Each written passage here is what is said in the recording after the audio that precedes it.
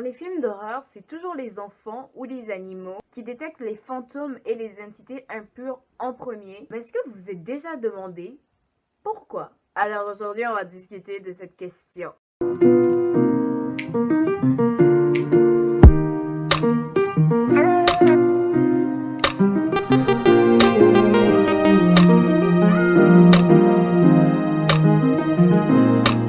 What's up guys, it's Vintu, I'm back avec une nouvelle vidéo et aujourd'hui on va parler du paranormal. Je vais commencer une nouvelle série sur ma chaîne, une série où on va parler de trucs paranormaux, on va parler de mythes, etc.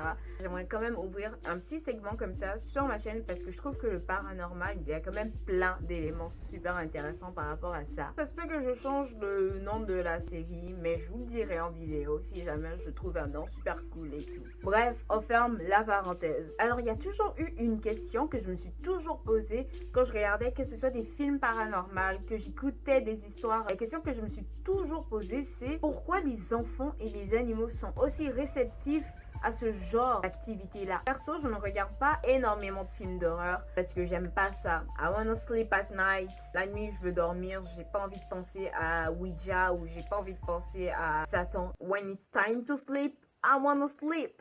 You know, c'est pour ça, moi, perso, les films d'horreur et moi, c'est vraiment deux trucs différents. On n'est pas amis. Mais les films d'horreur que j'ai regardés, la plupart du temps, quand il y a quelque chose de bizarre qui se passe dans la maison, c'est soit le chien ou c'est soit le bébé qui remarque les trucs en premier. C'est toujours les enfants qui remarquent et qui le disent à leurs parents. Et leurs parents sont en mode, combien de drogue est-ce que tu prends avant d'aller te coucher? Même de commencer à parler des animaux, on va parler des humains. Vous savez, quand on vient au monde, les premières années de nos vies, on est des êtres extrêmement purs. C'est pas pour rien en fait que les satanistes ils sacrifient des bébés parce que les bébés c'est vraiment les êtres les plus purs de la planète. Les enfants ne connaissent pas la notion du bien et du mal. Ils ne connaissent pas en fait, je dirais, les normes de la société. Tu sais, dans la société, si tu vois quelque chose qui bouge dans le ciel et que tu commences à dire ça sur les réseaux sociaux, on va te traiter de fou. Alors il y a des personnes qui vont voir des trucs, ils vont observer des trucs, mais qui vont jamais ouvrir leur bouche parce qu'ils ont peur d'être pris pour des fous. Mais les enfants, c'est tellement des êtres purs qu'ils n'ont pas cette notion-là. Ils ne savent pas ça. Donc quand ils vivent des trucs, ils le disent directement parce que pour eux, c'est comme ça n'a rien de bizarre. Ça. Pour eux, c'est juste un truc de la vie de tous les jours. Nous, en tant qu'ados, en tant qu'adultes, nous, on nous a appris que ouais, les fantômes et tout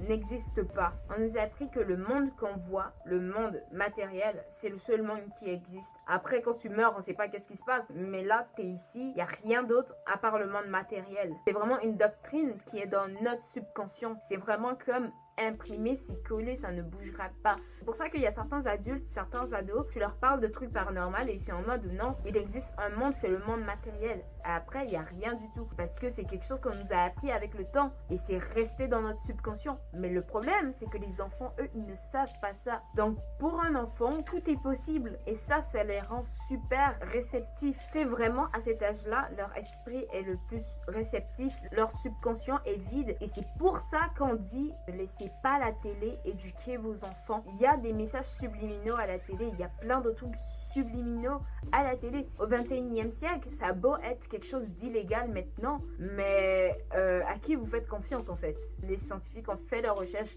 et effectivement, les messages subliminaux ont une influence sur nous. Alors là, ils ont été comme, ok, non, c'est quoi? C'est illégal, on fait plus ça, c'est fini. Mais qui vous dit qu'il n'y a pas une nouvelle sorte de message subliminaux qui a été mise en place pour justement contrôler la population? C'est exactement pour ça qu'on vous dit ne laissez pas la télé éduquer vos enfants. Éduquez vos enfants vous-même. Quand l'enfant pleure, n'allez pas le jeter devant la télé. Quand un enfant pleure, n'allez pas le jeter devant un appareil électronique pour le calmer. Vous êtes en train de perdre, bousiller le subconscient de vos enfants. Et une fois que quelque chose, une fois qu'une idée est dans le subconscient, bonne chance pour changer cela. Bref, on arrête de parler des humains. Parce que si on veut parler de tout ça, je pense que la vidéo, elle va être super longue. Parce que j'ai vraiment beaucoup de choses à dire sur ce sujet-là. Mais on va déjà fermer la parenthèse sur les humains. Et maintenant, on va parler des animaux. Vous savez, depuis super longtemps, depuis l'histoire, le début de l'humanité, les gens ont toujours eu tendance à penser que les animaux c'était des corps sans âme. Les animaux c'était juste des corps, c'est tout.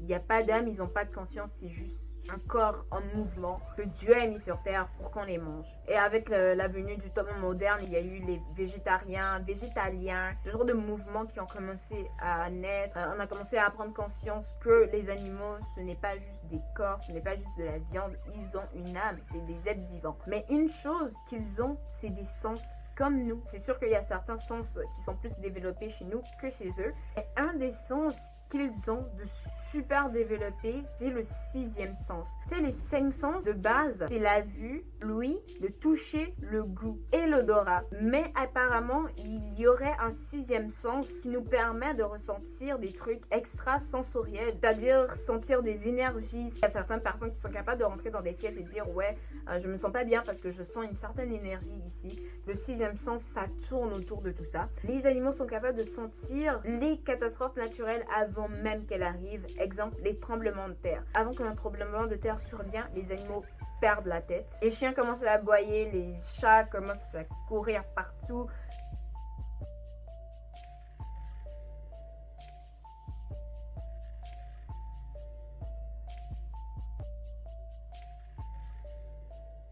Les animaux sont capables de sentir ce genre de truc-là avant même qu'ils arrivent. Et si les animaux sont capables de sentir ça, mais vous vous en doutez sûrement qu'ils sont très réceptifs. Alors, si vous avez un chat, si vous avez un chien, peu importe l'animal de compagnie que vous avez chez vous, vous l'avez sûrement déjà vu aboyer pour rien, regarder dans une direction alors qu'il n'y avait rien, avoir un comportement super bizarre alors qu'il n'y a rien et personne. Si vous avez un animal de compagnie, vous avez sûrement déjà vu ça, vous avez sûrement déjà été témoin de ça. Les animaux, les chiens, les chats, ils sont capables de voir les djinns. C'est pour ça qu'il y a plein de personnes qui ont des animaux dans leur maison pour justement les éloigner. Les chiens commencent à aboyer et tout pour rien alors qu'il n'y a rien parce qu'ils essaient de faire fuir les djinns.